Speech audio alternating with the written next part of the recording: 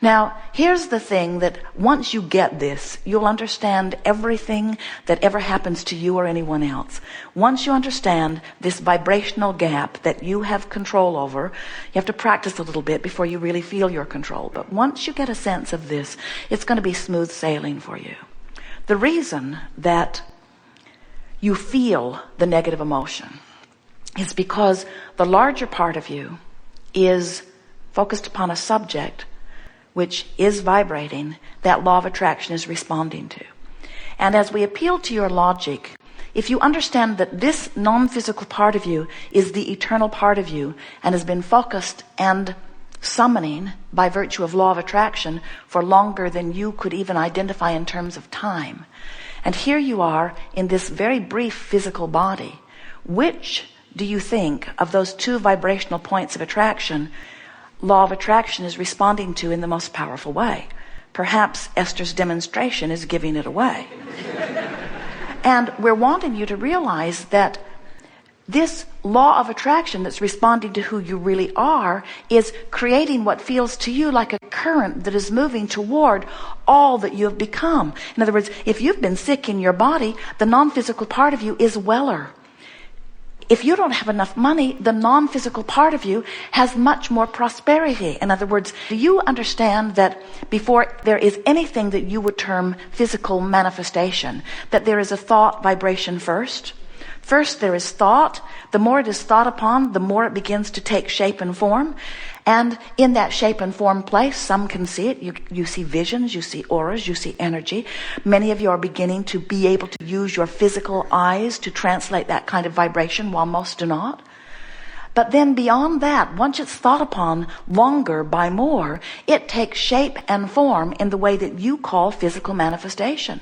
So when life causes you to know that you don't want something, which causes you to know that you do want something, a reality has been created. And we'll give it to you that it's a vibrational reality, but we will never say, because it's a vibrational reality, that it is less than the reality that you know is real life knock on wood reality, because everything that is real life knock on wood reality was once a vibrational reality. It is the beginning of all things. It is the most important part of all things. So as law of attraction is responding to what you have put again and again and again, morphing, evolving your vibrational escrow, as law of attraction responds to that powerful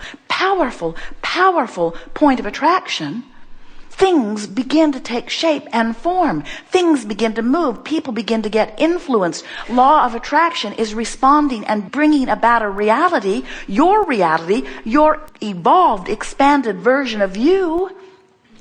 And if you're moving with it, you feel great. And if you're not, you do not. It creates what feels to you like a momentum equivalent to the movement of a raging river. And when you let yourself go with the river, it goes better than when you fight the current. It's that simple.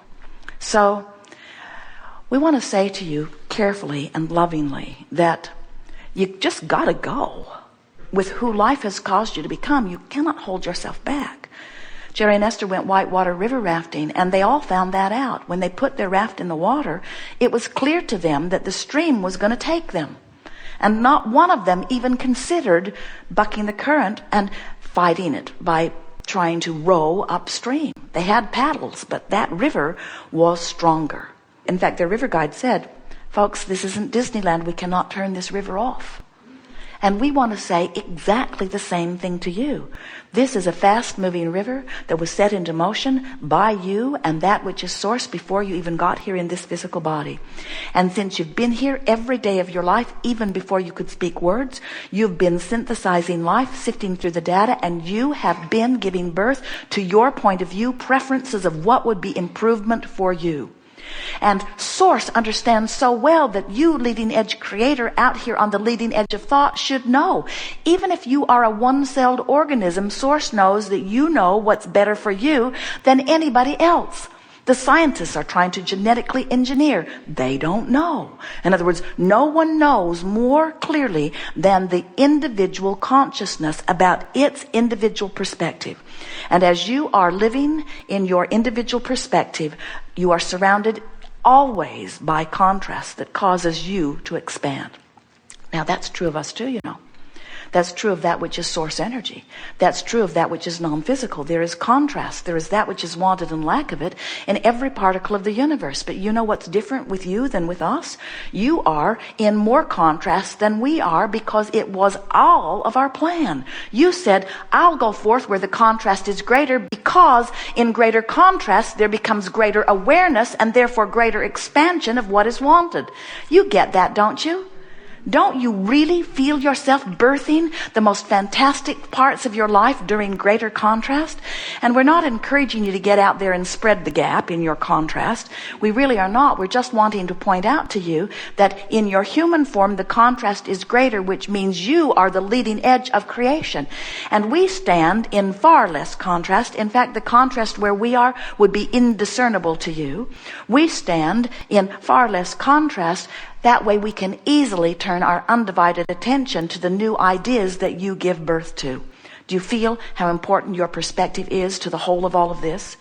And do you understand that even if you, in your physical form, explore contrast and give birth, and explore contrast and give birth to new and better worlds, and future generations will certainly benefit by that which you are exploring now, because those coming forth will be born from the expanded version, not from the contrasted version. Do you know that you could hold yourself in contrast to all that you have become all of the days of your life, and they would call you the grumpiest, orneriest, sickest person that anybody ever knew if you did that? If you manage to do that, eventually you'll croak. Everybody does, by the way. Eventually you'll croak. We like that disrespectful word, since there is no death. You will leave this physical expression of life, and you will reemerge into pure positive energy, and in that moment you will close the gap. And you will feel no regret, because you will have then experienced the expansion that this life provided. So why do we bother to come forth and talk to you when it is absolute that you are source energy, when it's absolute that you meant to be here, when it's absolute that you meant to explore the contrast, when it's necessary that you know what you don't want in order to know what you do want, and it's absolute that you will have the expanding experience, because when you have your croaking experience, you will become that which this life caused you to become. That eternal expansion is assured. So why are we bothering to talk with you here and now? Because it turns out right in the end. There is no end, but you know what we mean. It always turns out right. So what's the point? Why are we talking to you? First, because you've asked. And next, because we think that you should be living the joy of your own life in the way that we are. You provide us with expansion, but you hold yourself apart from the joy of it, because you're so serious about life, because you're so determined to sift out the piles of right and wrong and make sure that you and everybody you know get in the good pile. How's that working out? We've noticed that as a mass consciousness, you can't even agree on which are the right piles. You kill each other in unbelievable numbers as you disagree over what the right pile is and what the wrong pile is. And we want you to understand that you came forth because you liked the piles, and you knew that the piles would give you an exposure to life that would help you to personally conclude. And you knew that you're not the creator of anyone else's life. You knew that you're the creator of your life, and you knew that your guidance would tell you what's right for you, but your guidance isn't telling you what's right for anyone else. So it is our desire that as we move forward here today, that you will come to the place that you will be able to wholeheartedly begin to leave the peanut gallery out of the decisions that you're making, that you will begin to make your decisions based upon how you feel. We want you to realize that this momentum that is caused by law of attraction's powerful response to the expanded version of you means that when you allow yourself to move in the direction of it, you feel the ease of all of that power and influence. And when you don't, you feel the dis-ease of it. Here's the easiest way for you to hear this. Before you came into this physical body, you were offering one powerful vibrational stream. And the reason we say powerful is because it was not contradicted. It was not pulling against itself. And so you were offering a vibration, and as law of attraction responds to that singular vibration, you feel the power of it. Things happen fast. The day you were born, that energy split. It's just the nature of being physically focused, because now you are giving your attention to things of physical nature. Even before you can speak the words, even before you have language, you are giving your attention to some degree. Your mother worried about you 9 months, and now you're here, she's really worried about you. There's a different vibration going along around you. So now your vibration split a bit. When you sleep, and you do as an infant a lot, your vibration becomes one again.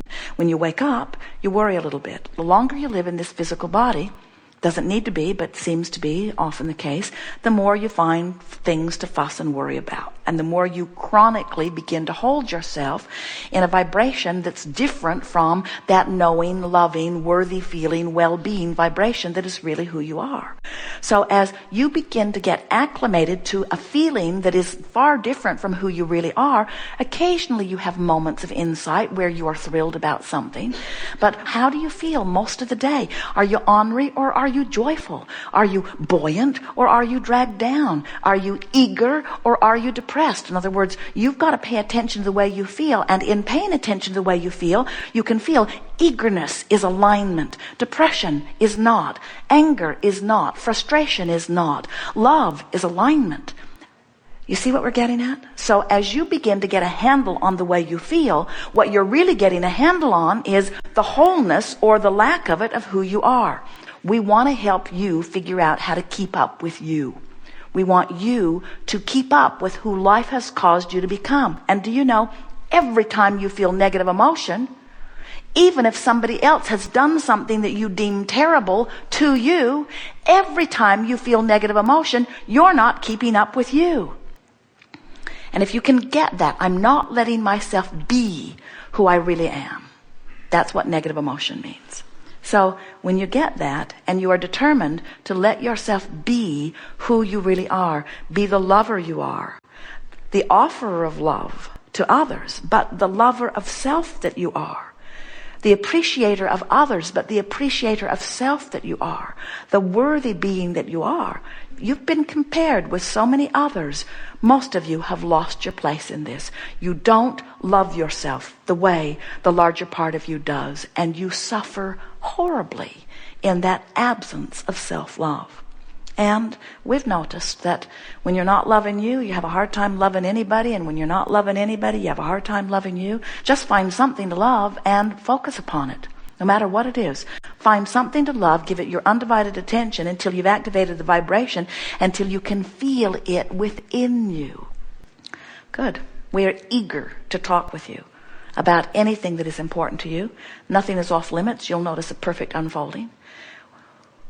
Let's together help you get back in sync with who you are.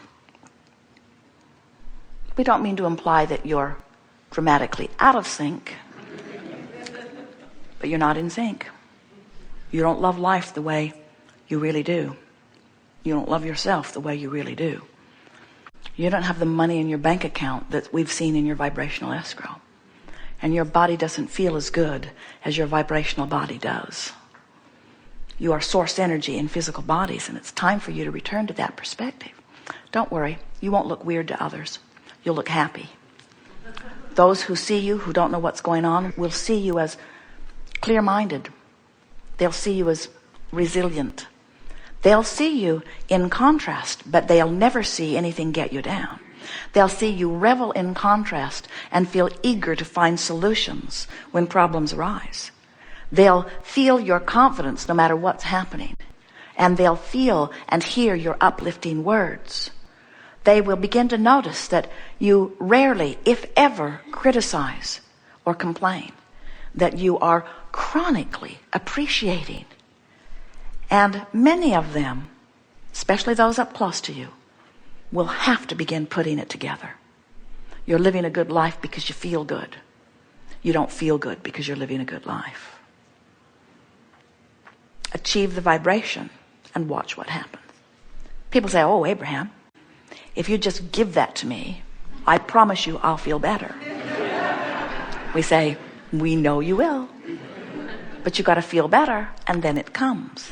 And many say it's not fair. That one was born into the situation that makes them feel better. And we say, really, we've never seen one like that. Oh yeah, they were born in Malibu.